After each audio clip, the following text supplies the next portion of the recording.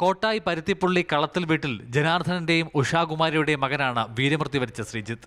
44 രാഷ്ട്രീയ റൈഫിൾസിൽ ശിപായിയായിരുന്നു.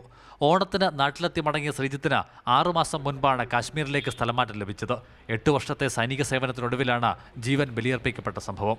ബന്ധുവിന്റെ വിവാഹം, വിഷു ആഘോഷം, വീട് നിർമ്മാണം പൂർത്തിയാക്കുക എന്നിവയ്ക്കായി മാർച്ച് 8-ന് നാട്ടിൽ വരാൻ തീരുമാനിച്ചിരുന്നു. അങ്ങനെ പല ആഗ്രഹത്തിലും മാർച്ച് 10-ന് ടിക്കറ്റ് ബുക്ക് ചെയ്ത് വെച്ചിരിക്കുകയായിരുന്നു. സാധാരണ 1 മാസം ലീവ് വരിക, പ്രാവശ്യം എനിക്ക് 2 മാസം ലീവ് വേണം. മറ്റത് വന്നിട്ട് പോണത് മതിയാവുന്നില്ല. സന്തോഷമായിട്ട് എല്ലാവരും കൂടി അപ്പോൾ ഈ വീട് പണിയും കഴിയും എന്നൊക്കെ പുറത്ത് പോയതാണ്. 1.5 വർഷം മുൻപ് നിർമ്മാണം തുടങ്ങിയ വീടിന്റെ അവസാന മിനുക്കുപടികളാണ് ഇനി അവശേഷിക്കുന്നത്. 2 മാസത്തെ അവധി പൂർത്തിയായി മടങ്ങും മുൻപ് ഗൃഹപ്രവേശനം നടത്താനായിരുന്നു ആലോചന. 2 നാൾ മുൻപ് അമ്മയെ വിളിച്ചപ്പോഴും ഇതുമായി ബന്ധപ്പെട്ട കാര്യങ്ങൾ പറഞ്ഞിരുന്നതായി ബന്ധുക്കൾ നിറകണ്ണുകളോടെ പങ്കുവച്ചു. വലിയ സൗഹൃദങ്ങൾക്ക് കൂടി ഉടമയായ ശ്രീജിത്തിന്റെ വിയോഗം ജന്മനാടിനെ ആകെ കണ്ണീരിലാഴ്ത്തിയിരിക്കുകയാണ്. മാതൃഭൂമി ന്യൂസ്, പാലക്കാട്.